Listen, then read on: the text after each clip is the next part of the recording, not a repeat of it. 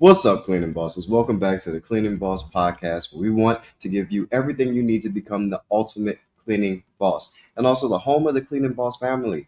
As always, the Cleaning Boss Podcast is brought to you by the Cleaning Boss software, software that allows you to run your cleaning business from anywhere in the world, complete with features like GPS, geofence, timekeeping for your employees, scheduling, and a location dashboard that makes running your business from your phone extremely easy. So check it out. You can start your 14-day trial for free right now at mycleaningboss.com or mycleaningboss.app. Also by Nine Media, the marketing agency that does social media for business results. And you can visit us at ninemediacreative.com.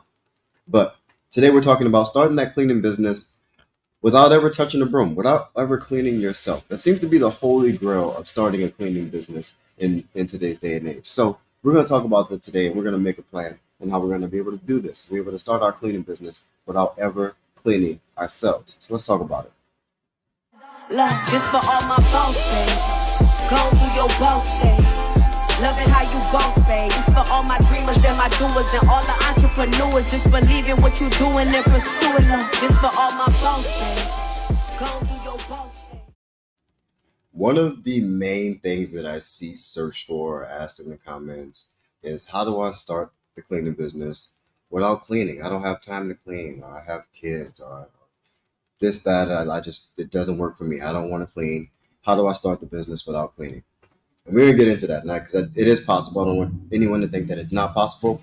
Someone does it every day where they start a cleaning business and they have success and they never touch a broom, they never touch a vacuum. And it's 100% possible, especially in this industry. You get to build this business any kind of way that you want. There's no wrong way to build a cleaning business. Now, I've said that a million times. And those of you who are in this game know that there's no wrong way to do this. You can have success doing things a lot of different ways. And I had a comment on my YouTube page, one of my previous videos, that sparked this particular podcast. This is an impromptu podcast. I don't know if you guys can tell. There's no plan for this one. There's no script. There's no guests. It's just us today. But I wanted to bring in one of the comments that was left on my YouTube channel, and I didn't want to make an actual YouTube video because I didn't want this person to feel singled out, or I didn't want this person to feel like I was like I don't want them to feel like I'm trying to embarrass them or call them out. So I wanted to do it on this podcast platform where it's audio first, and I don't have to worry too much about like them feeling like I'm trying to put them out there, because that's really not what my goal is. I really love you guys and I really want you to have success in your cleaning business. And anytime I'm like harsh or combative or I'm going back and forth with you guys, it's not because I just like to argue. I really care about this industry and I care about you guys' success, especially if you follow me. I really want you guys to have success and be able to say, I listen to this channel and I'm also a successful cleaning business, and this guy knows what he's talking about because the things that I tried listening to him works. And so that's the reason why I'm doing it this way. So if you are listening to the podcast and you want to see the video version, you can become a member of the YouTube channel. Paid members are able to see the visuals for the podcast. Other than that, the rest of my YouTube videos are available for free. Audio live streams are still available for free, and this podcast audio version is available for free. But yeah, we're talking about this today because there was a young lady, and her comment says, I'm a new stay-at-home mom. I started my cleaning business 2 weeks ago, and I'm struggling financially to the point that I'm afraid I won't be able to afford rent soon. My husband doesn't earn that much right now. His is our only income right now. I don't know how to clean. I plan on hiring subcontractors, but I'm terrified to screw up. I don't know if I can do commercial cleaning or who to hire to do that type of work. Do you have any advice?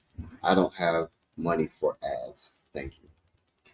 So when I hear or receive comments like this, it really speaks to me directly. I mean, you guys know my story. I started my cleaning business as a homeless man.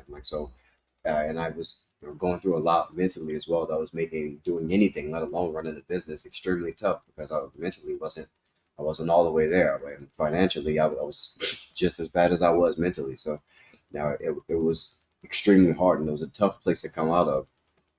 And I'm not bringing that up here to kind of go back over my story, but this, and when I get comments like this of people who are saying that they're near there, or they feel like they're in dire straits, or they feel like they're at their last rope. These are the people that I really like to help, because it's where you can make the biggest difference. The more money you have, the difference in your happiness level or your well-being becomes marginal. The more money you make, and I think after like $75,000, you really don't make much of a noticeable difference in your happiness one way or the other. But when people reach out to me with stories like that are similar to mine, like I feel for them, and I feel for you, Art, and it it triggers me in a way that makes me really want to help. And this comment, I really, if you're reading this comment and you can find the person who commented, or if you end up coming across them, or the person yourself, if you see this video, please remember that I'm only even talking about this out of love for you, and I wanted to be able to explain myself in a longer form, so that I could add some context to my thoughts, because I don't want you to feel like I was attacking you, or being combative or anything like that. Uh, but yeah, so I'll stop trying to preface it and get into the podcast. But so my response to her in the comments was, I was like, do you feel like it would be easier to just learn how to clean, or do you not want to clean? Cleaning isn't hard. We all have probably cleaned our own space at some point in our life. Yeah, you probably have more knowledge than you think, and tutorials are widely available on YouTube. Not to mention, you get to keep all of the money instead of trying to pay other people. I would suggest taking care of you first. You're not at the stage to hire people just yet, and that's okay. And she also responded with saying, I don't plan on cleaning because I need to stay at home with my baby. She's a newborn baby, 6 months old, so she plans on hiring contractors, and that's the plan. So that kind of brought me to where we need a plan to be able to build our cleaning company without hiring cleaners, and there is a 100% a way to do this. But I also something needs to be addressed. We have to address the elephant in the room, because what is the actual goal here? Is the goal to be able to pay your rent, or is the goal to be able to look like you have a cleaning business, or to I it's not to say that I'm not trying to be dismissive, um, or kind of pushing aside the fact that you have a baby at home. But from what I hear, I'm now saying I don't know everyone's situation, so I'm going to pretend to know a little bit about your situation, even though I know when you assume you make an ass out of you and me. So I'm going to just kind of put myself in the position to be an ass, look like an ass. But it sounds like two of you guys are in the home. So that means, one of you can be working, and one of you can be with the baby, whether you alternate that or not, or however you feel about doing that. But you're trying to do something that is not common. It's not common. It's common for when people have babies to stay home with the baby. Like, that's a common thing. That's a common thing. That's what everyone wants to do. So something different would be you still finding a way to get work done to chase your dreams, even though you're in this time period where you need to spend. And that's not saying that you have to be the one. If you have someone who's with you, you have your man, your husband. If you land accounts, he can go out and clean. And I'm not saying that because I think you cleaning is the way to build the business. I'm saying that because, based on the things that you described in the comment, being not sure how to pay rent, that lets me know that the finances have taken a hit. The finances are not there. And I would rather you have the money than to have this business. There's no, like, that's an emergency. You that means, if you're not going to be able to pay rent soon, then, like, that's an emergency. That shouldn't be a problem. You should have 3 to 6 months of all of your personal expenses saved. That's just basic personal finance. And if you're not in that position, then I honestly, I don't like advising you to just hire people, or you to go straight to hiring contractors, because you're not, anything can go wrong, and you're out of money. You're too close to being put out of business. That is what I'm saying. Is you're too close to being put out of business, and your things that happen in your personal life can start to affect your business. Things that can cost you money in your personal life can make it to where you can't run your business effectively. And so I'm not saying that to say don't try to hire contractors right out of the gate, but I am saying that before you try to bring on other people into your business, make sure that you yourself are okay.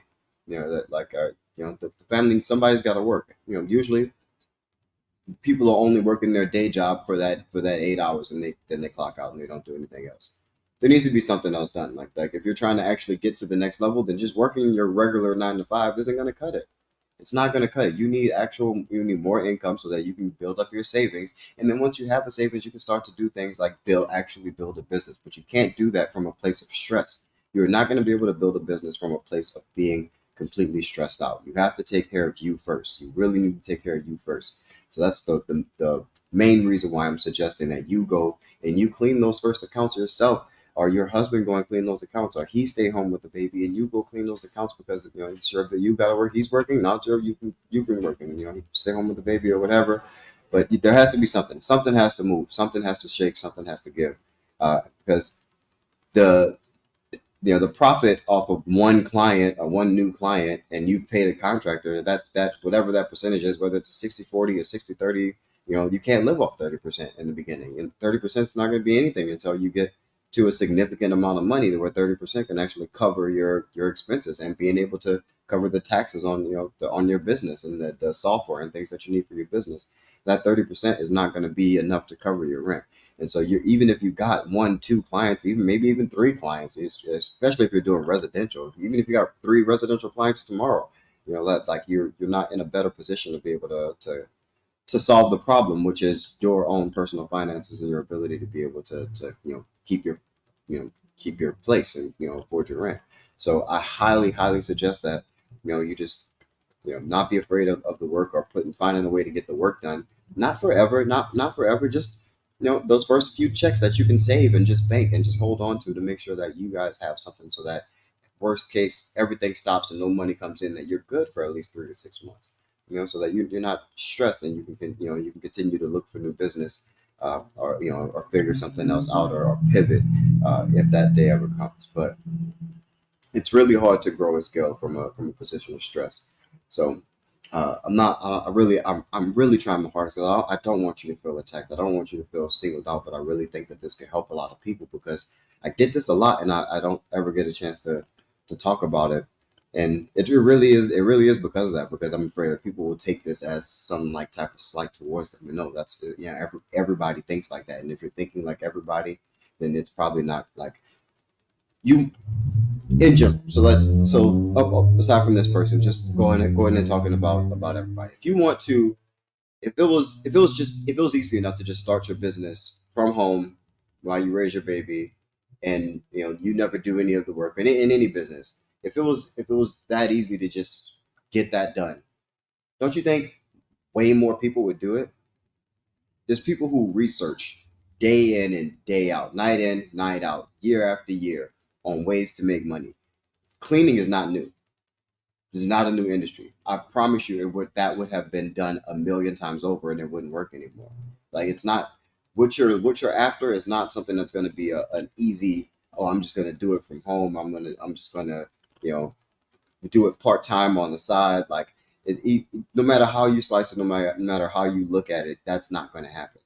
And a lot of people think that it's going to happen like that, and they want to blame the coaches, or the YouTube video they watched, or the process that they followed, or the thing they downloaded, or the course they took. They want to blame all these things, but you're thinking that buying or spending this money is going to build your business for you, and nothing that you buy online is going to build your business for you unless you buy a franchise. And even that, you're still going to have to try to grow your particular area of that franchise. So it's not gonna. It's not. If it was that easy, like it literally would be everybody doing it. Everybody would do it, and the people with money would have done it a million times over, and we wouldn't even have the opportunity to. And so, I mean, and it shouldn't. It's something that this is something that you should want to work hard for. You should want to try to put everything on the line for. But just in to start with, basic finance, basic personal finance. Save some money, and work for the money. If you run from the work, you might as well hide from the money. You have to go and get the money. You have to put in the work. And for some people, if you're in dire straits and you don't have money, you, like, all the money that comes into the business, you need to put that towards fixing your own four walls, your own house around you. You're worried about paying somebody else. You need to get paid. You need to get paid. You need money. You're trying to help another cleaner. You're trying to help somebody else when you need to be helped. You need to help yourself. Like, I wouldn't, like looking back, I wouldn't dare consider bringing on somebody if I myself wasn't taken care of. But like, you start to playing with other people's livelihoods and their business, and they start depending on these things, and something happens. You got to be able to be okay yourself. People start to depend on you. You get into contracts and agreements and things that can put you into an even deeper hole if things go south. Have money. It's so much better to say you have money than to say you have anything else.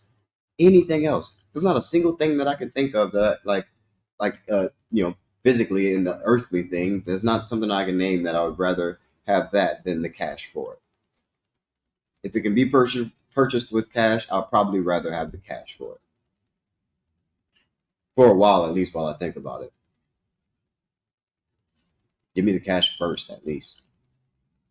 But you gotta have some money. Take care of yourself first. Pay yourself first. I know I'm not the first person you've heard say that. Pay yourself first. Pay yourself first. If your four walls aren't up, and then you got bigger problems than try where to find employees or where to find contractors. But speaking of that, contractors aren't hard to find. A lot of people are trying to start cleaning businesses these days. A lot of people want to work for themselves. A lot of people want to have that freedom, want to do something entrepreneurial, and that is a benefit of having contractors. I did hear AJ talk about that. I didn't build my business through having contractors because I was always on the opposite end, being receiving the contract from receiving the contracted work, and I didn't like that, and I never even thought of just being the contractor and hiring other cleaning companies to do the cleaning for me. That sounds bulletproof. That sounds genius. But yeah, there's some huge benefits to working with contractors. You get people that are business owners, people that are thinking business, and so they tend to be a little bit more reliable. They tend to want to perform a little bit better. You usually don't have a problem with those type of people showing up because they're entrepreneurial. They want to grow their business, and if you're bringing them business, then they're right by your hip. So uh, cleaning businesses are not hard to find. Anyone who's a cleaning business you can have as a contractor, as a W-9. and and yeah, and you negotiate whatever splits you want to do, whatever 70-30, and you make and maintain those relationships. It's the same way with employees. Whether it's employees or contractors, you need to have that list. Contractors will obviously, that list is a lot stickier than an employee list that of people that you haven't hired yet. But contractors that you've worked with before or plan on working with, that list is always valid. So as you're making relationships and you're finding new cleaners, you put them on that list, and when things come up, those are the people that you reach out to, and those are the partners that you work with. Um, and you're just 100% of the time growing that list and reaching out to that list as new work comes in. Um, but yeah, that's not hard. W2 on the W2 side, yeah, we're in the recruiting business. That's why most people want to work with contractors, because they don't want to do the recruiting side of the business, which is what the business is. It's all recruiting. It's not hard to find cleaning accounts. It's not hard to convince people that they need cleaning. Everyone knows they need cleaning, and the people who are going to get their building cleaned are going to get their building cleaned regardless. In a lot of places, it's required. So cleaning is not a hard sell.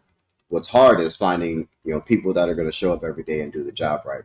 Uh, but with W-2 employees, I will say this: you get a lot more control over that process. You get a lot more control over who's hired, what type of values they have, um, how they go about doing their job, the things that they wear, and how they present themselves to your clients. You get to control all of that stuff, and you get to build a lot more brand within your community as people get to see your trucks running around, or your employees running around in your uniforms and stuff like that.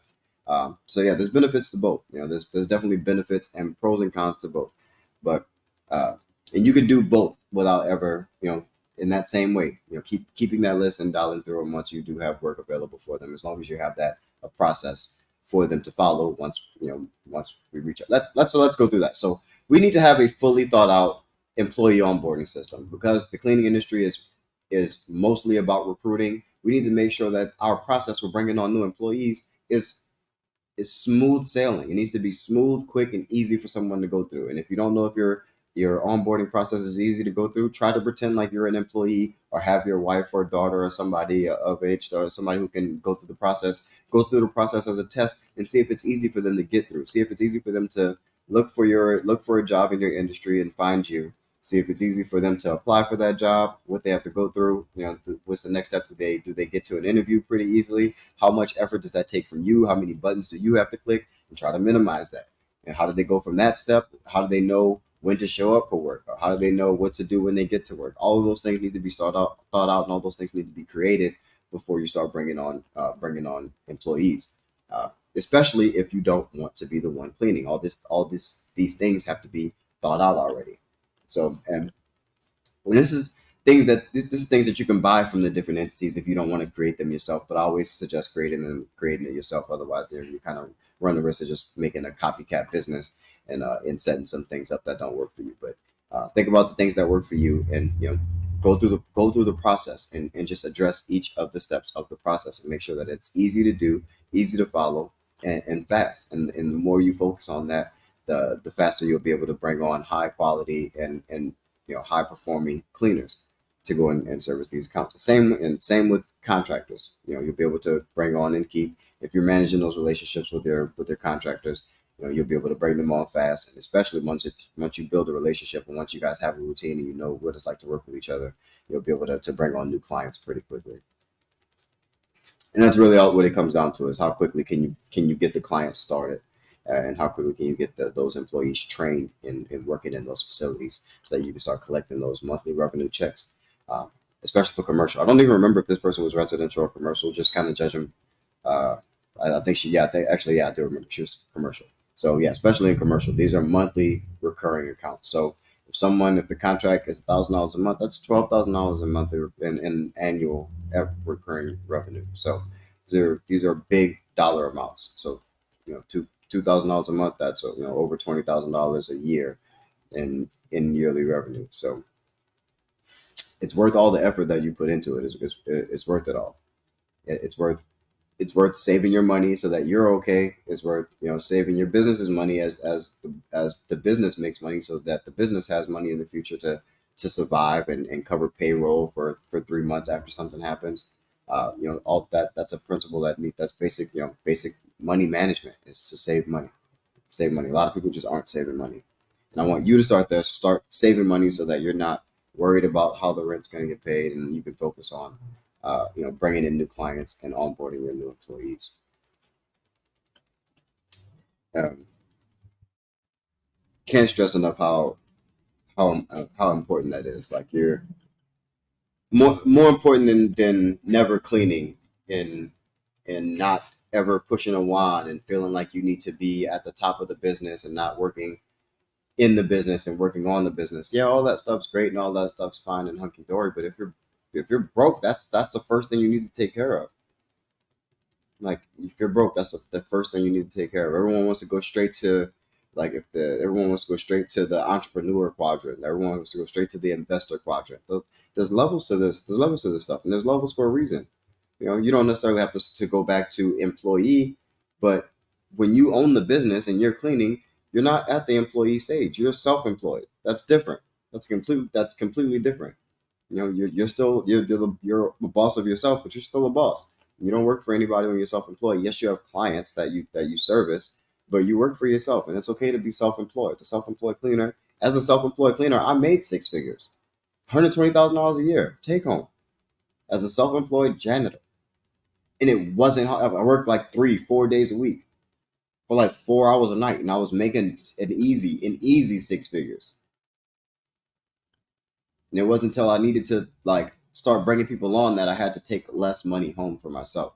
And that's what you have to do in order to scale. You have to start, obviously, once you save and you make sure all your bills are paid, you got a savings, and that you're not going to go homeless should everything go bad, and end up back at square one. But yeah, you gotta make some sacrifices, whether that's some money, or if you don't have money, you're gonna have to sacrifice some time or some effort. Put in some effort or some sweat equity. Some sweat equity. Sorry, fumbling over my words over here. But again, this isn't a planned podcast. I kind of just am here, rambling, because I was passionate about this, and I am passionate about this topic. So I want you guys to have success. I want you guys to have full pockets. I just want you guys to have pockets full of money. Is that so wrong that I say things like that? That I say things like, you should get paid up front, or you should save money? Like, I don't tell you anything crazy. I tell you to put money in your pocket. Like it's wild that I even have any remote like a remote. I'm not saying this person had any pushback whatsoever, but it's crazy that online I get any amount of pushback from any of the things that I say because I don't say anything but keep your money, ask for your money, and keep it. Those are my own. Those are like two main principles of this channel and the things that I put out. Ask for your money and keep it when you get it. That's it. It's that simple. It's a super simple thing. Everyone wants to overcomplicate the business in the beginning. Like you gotta make money. You gotta make money, and you gotta keep your money. Otherwise, you're gonna spin your wheels. You're gonna be in the same spot over and over again. A lot of people, that's their main problem. Even like, I don't want this to be a personal finance episode. I really want you to understand that yes, you can just by focusing and understanding that you are in the recruitment business. That this is all about employees. Obviously, you're going to set up your SEO and your marketing that you can do from home. But you got to leave the house at some point. You got to create marketing. You're going to have to get reviews. You're gonna try. You're gonna want to get before and after. So you may not have to clean, but somebody's got to like go to these locations so that you can get or at least make systems or make a way for these things and this content to come to you. So there's still things for you to do. You're still going to be working. You're still going to be non-stop working. But at some point, like yeah, you're gonna have to get up and move around. If you think you can do it all and never leave your house, then it might be possible, but that's gonna take a lot of work. That's gonna take a lot of work from your computer and from like you got to do a lot of studying. And if you yeah, that's gonna be tough. I'm not gonna say it's not. I'm not saying it's not possible because it can definitely be done to someone with the right mindset. But the person with that type of mindset probably also has the mindset to get up and get after it and use some elbow grease as well. So, but if you believe you can, I do want you to do it. If you believe that you can, never touch a broom, never clean, I encourage that. Go ahead and try because that's running a business, and the more that you practice running a business, the better you're going to get at it. So I do encourage you to try. But yeah, start by building that list of your contractors, reaching out to those cleaning companies that are in your area. Um, but and that be your focus is building those relationships, making sure those people trust you, negotiating those rates, and yeah, do all the other normal stuff, all the normal free marketing that actually puts your business out there. And then as you get those leads and you manage your relationships with your contractors, your business will grow.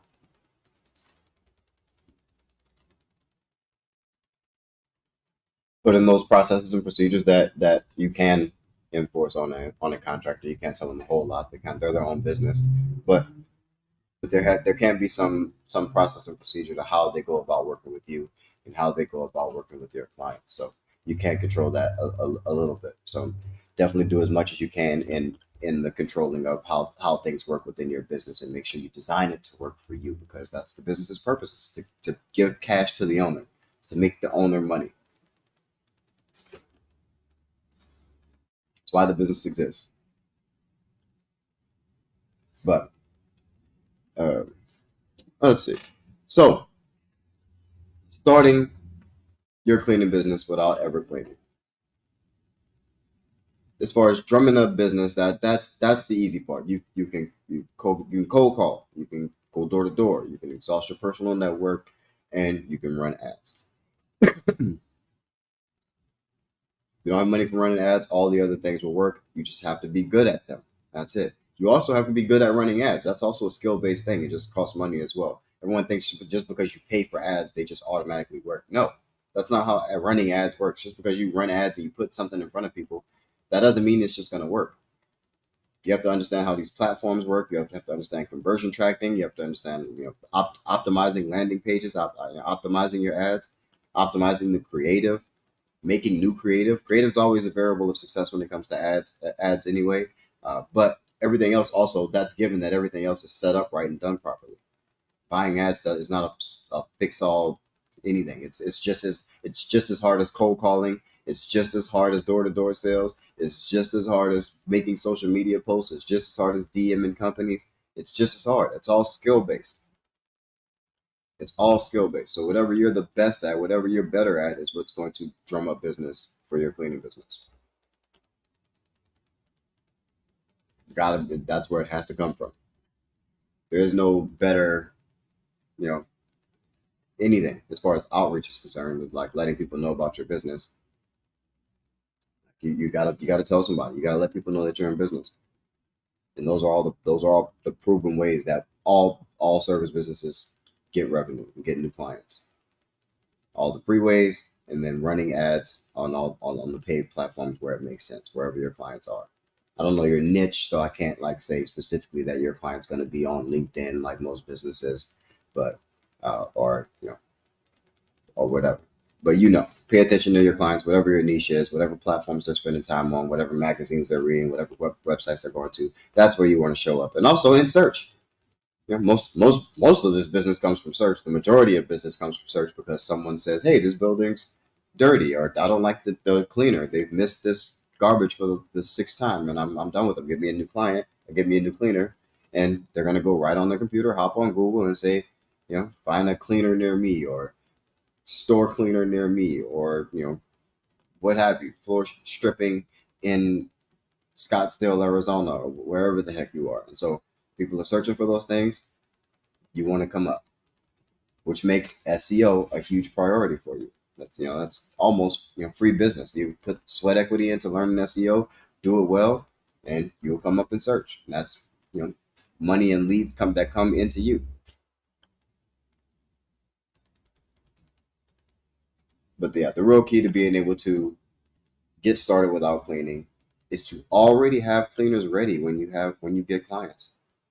I don't know what I don't know if you thought there was some group that you can join where everything's just ready and just like a business on demand, or other cleaners on demand. No, you're gonna have to build those relationships. You have to foster those relationships.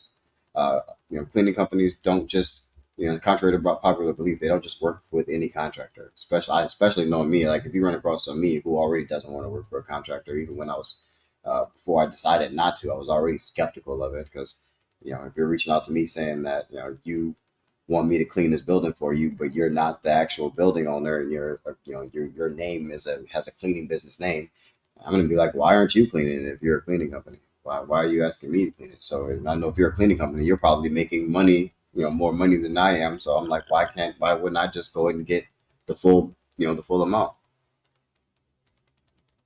But some people, they have no idea how to market themselves. They have no idea how to sell or bring in leads. So they go through contractors.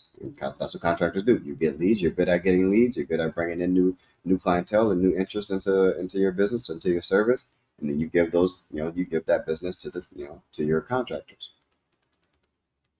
But everything is skill based. And a lot of this sounds like people who just don't want to take the time to build skills, to build a skill. Whatever you do in business, however you decide to approach it, and however you decide to go about getting new clients, you're probably going to have to sit down for a bit and get better at that.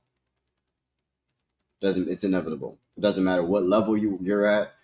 You're probably going to have to sit down and get better at that at some point, unless you come into this business with that particular skill. So like me for sales and commercial sales or B2B sales, I came in with that knowledge. So that helped me. I leaned on the B2B sales, cold calling and door to door. It was a strength of mine already. Now I don't need to sell. Now I'm incredible at. I've studied. I was trash at graphic design and marketing and creating media. Now I'm a beast at it. And now I lean heavily on that. I still can sell. I still know how to sell, but now I like attracting clients more. So it's a skill. You work on it over time, year after year. Understanding where you are, not being delusional about where you are. Understanding where you are and where your skill level is currently, and not letting when it's not where you want it to be, not letting that affect you or deter you from improving to get to the level that you need it to be. It has to be done.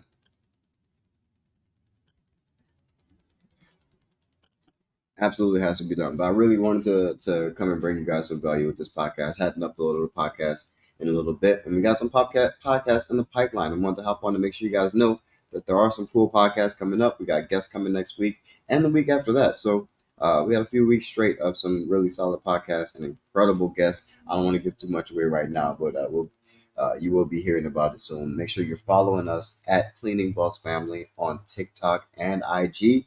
I've been posting on there a little bit more lately. Been trying to stay stay consistent with it. Opus Clips has been helping me a lot with that, but the naming on Opus Clips is slowing me down because that AI names has some weird naming structures and doesn't always understand exactly what's going on in the clips. But it's helped a lot. So if you're looking for a way to chop up your long form content into short form content, I love using Opus Clips for that. And so uh, and you can go in and edit. I'm just kind of lazy and want it to just work for me. But yeah,